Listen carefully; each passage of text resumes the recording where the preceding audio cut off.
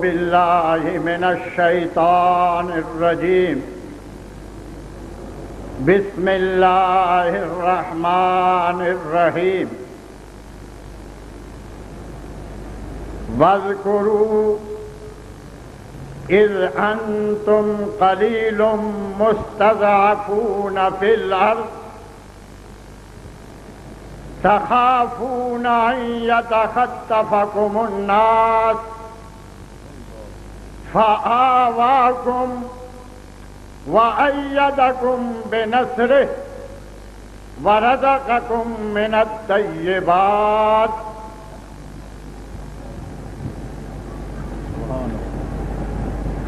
صدر گرامی قدر جناب حضرت مولانا محمد یوسف انور صاحب حافظہ اللہ، قائم مقام امیر مرکزی جمعیت اہل حدیث پاکستان، انتہائی قابل احترام جناب علامہ پروفیسر محمد ابراہیم خادم قصوری، ناظم تبلیغ مرکزی جمعیت اہل حدیث پاکستان، میرے انتہائی عزیز جناب مولانا محمد کاشف رنداوا صاحب، امیر مرکزی جمعیت اہل حدیث فیصل آباد، دیگر قابل احترام حضرات علماء کرام، اہل حدیث یوتھ فورس کی مقامی قیادت اور اہل حدیث یوتھ فورس سے تعلق رکھنے والے میرے انتہائی عزیز نوجوانوں، آج کی یہ عظیم الشان کانفرنس استحکام پاکستان کے موضوع پر منعقد ہو رہی ہے۔ پاکستان کیسے بنا اور اس کے لیے کیا کیا بیش بہا قربانیاں دی گئیں، مجھ سے قبل حضرت مولانا محمد یوسف انور صاحب اختصار کے ساتھ وہ تاریخ آپ کے سامنے رکھ رہے تھے۔ میں آپ سے یہ عرض کرنا چاہتا ہوں کہ پاکستان کا قیام ایک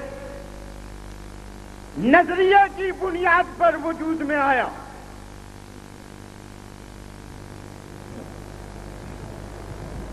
اور قوم سے پاکستان بنانے والوں نے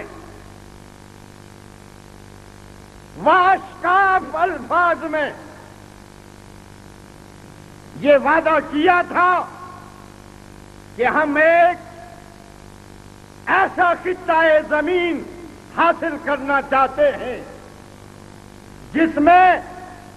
کتاب اللہ اور سنت رسول اللہ کی حکمرانی ہو، نظام نافذ ہوگا، اللہ کی حاکمیت اعلیٰ وہاں قائم کی جائے گی۔ نصف صدی سے زائد کا عرصہ گزر گیا، ہر سال ہم 14 اگست یوم آزادی کی حیثیت سے مناتے ہیں، لیکن بحیثیت قوم کے آگے جانے کی بجائے پیچھے جا رہے ہیں. اور اس وقت جو ناجائز حکمران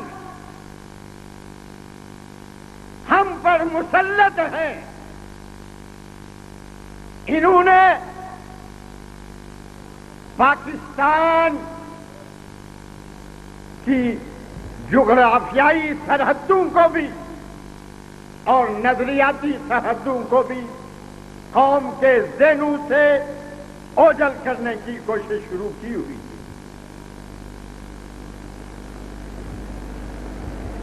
بظاہر ہم یوم آزادی مناتے ہیں، لیکن حقیقت یہ ہے کہ ہم قوم کو امریکہ کا غلام بنا رہے ہیں اور اپنے ملک کے اندر امریکہ کو جو آزادی دے رکھی ہے اس کے نتیجے میں وہ لوگ جو نظریہ پاکستان کے وفادار ہیں ان پر مظالم کے پہاڑ توڑے جا رہے ہیں. ان حالات میں استحکام پاکستان کا معنی ہے کہ پاکستان کو مضبوط کیا جائے، مستحکم کیا جائے. پاکستان کا استحکام نظریہ پاکستان سے وابستہ ہے. اگر اس ملک کے اندر نظریہ پاکستان مضبوط ہوگا تو اس کے نتیجے میں پاکستان بھی مضبوط ہوگا. اگر نظریہ پاکستان کو کمزور کر دیا جائے گا تو دنیا کی کوئی طاقت پاکستان کو کمزور ہونے سے بچا نہیں سکتی. پاکستان کا استحکام، اس کی مضبوطی، اس کی ترقی نظریہ پاکستان میں مضمر ہے. اور پاکستان اور اسلام یہ دونوں لازم و ملزوم ہیں. اس لیے کہ جب پاکستان بنایا جا رہا تھا تو جو نعرہ لگایا رہا تھا وہ یہی تھا جس کا تذکرہ حضرت مولانا نے کیا ہے کہ پاکستان کا مطلب کیا؟ لا الہ الا اللہ. اور قائد اعظم علیہ الرحمہ نے ایک نہیں متعدد مرتبہ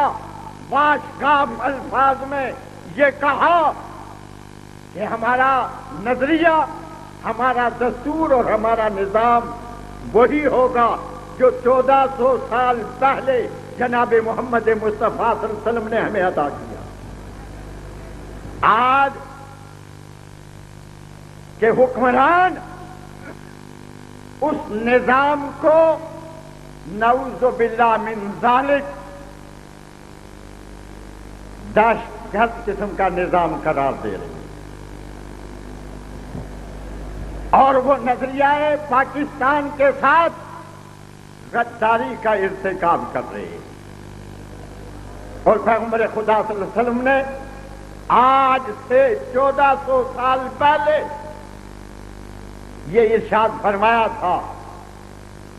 ان السلطان والقرآن لیفترقان. یاد رکھو ایک وقت آئے گا کہ حکمران اور قرآن ان کی راہیں جدا ہو جائے. قرآن اور سنت، اسلام جس راستے پر مسلمانوں کو لے جانا چاہتا ہے، حکمران اس راستے ہٹ جائیں گے. ایسے وقت میں پھر تم نے کیا کرنا ہے؟ الا فلا تفارق القرآن. لوگوں یہ بات اچھی طرح سمجھ لو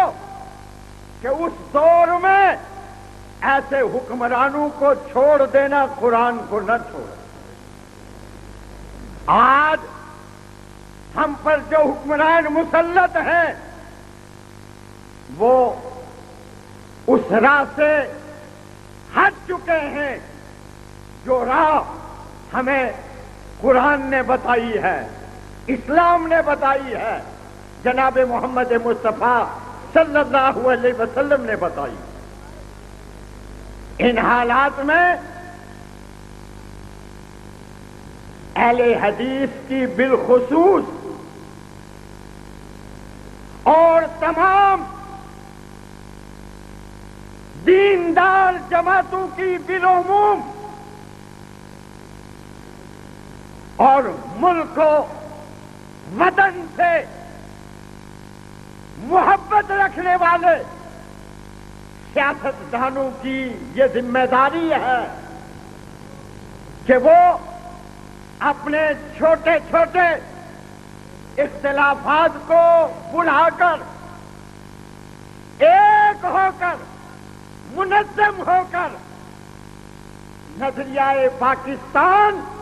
اور پاکستان کی حفاظت کے لیے میدان عمل میں کود پڑے. مرکزی جمعیت اہل حدیث پاکستان بحمد اللہ پہلے روز سے یہ کردار ادا کر رہی ہے اور وہ انشاءاللہ آخری وقت تک اپنی ذمہ داریاں ادا کرتی رہے گی. میں اس اسٹیج سے ذمہ داری کے ساتھ محب وطن دینی اور سیاسی جماعتوں سے یہ اپیل کروں گا کہ وہ اپنی صفوں میں اتحاد پیدا کریں، ایک پلیٹ فارم پر جمع ہونے کی کوشش کریں. اگر پاکستان کو بچانا ہے اور نظریہ پاکستان کی حفاظت کرنی ہے تو پھر موجودہ لوٹیرے قسم کے حکمرانوں کو جو نظریہ پاکستان کے بھی دشمن ہیں اور پاکستان کی سرحدوں کے بھی دشمن ہیں، ان سے اس ملک کو آزاد کروا کر یہاں ایک بہتر نیک صالح قیادت سامنے لائی جائے جو ان مقاصد کی تکمیل کے لیے کام کرے جن مقاصد کے حصول کے لیے یہ ارض پاک جو ہے حاصل کی گئی تھی. میں اختصار سے کام لیتے ہوئے آپ حضرات کا شکر گزار ہوں کہ آج کی اس عظیم الشان کانفرنس میں مجھے بھی شرکت کا موقع ملا اور اس طرح یہ چند منٹ میں آپ سے ہم کلام ہو سکا. میں نہیں چاہتا کہ اپنی گفتگو کو طول دے کر آنے والے جو مقررین ہیں اور بحمد اللہ ان کی خاصی تعداد ہے ان کے اور آپ کے درمیان جو ہے زیادہ وقت جو ہے صرف کرنے کی کوشش کروں. میں انہی گزارشات پر اکتفا کرتے ہوئے اللہ سے دعا گو ہوں کہ اللہ پاکستان کی حفاظت فرما، اس کو استحکام عطا فرما، اسے دن دگنی اور رات دگنی ترقی عطا فرما، اندرونی اور بیرونی سازشوں سے اسے محفوظ رکھ، اپنے اور بیگانے دشمنوں سے اس ملک کو آزاد فرما اور ہمیں نیک صالح اور بہتر قیادت